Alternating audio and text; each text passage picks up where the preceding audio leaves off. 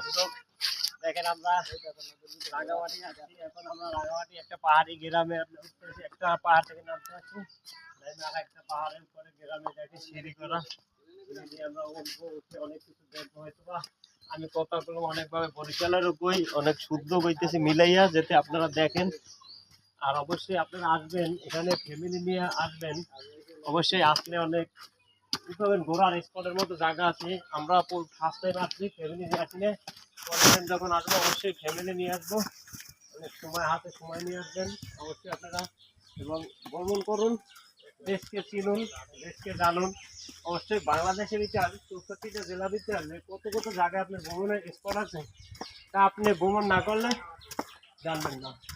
আর রাঙামাটির কথা তো না বললেই নয়। অনেক পাহাড়ের রাস্তা থেকে পাহাড়ি গ্রাম, পরিবেশটা অনেক সুন্দর। দর্শক আপনারা দেখতে আছেন, আমরা হাঁটতে আছি আর গ্রামগুলো দেখতে আছি। অনেক ভিডিও আমরা করি নাই, সামনে আরো ভিডিও করবো। আমরা এখন মিনিমাম পাহাড়ের পুরো চলে আসছি। ধন্যবাদ।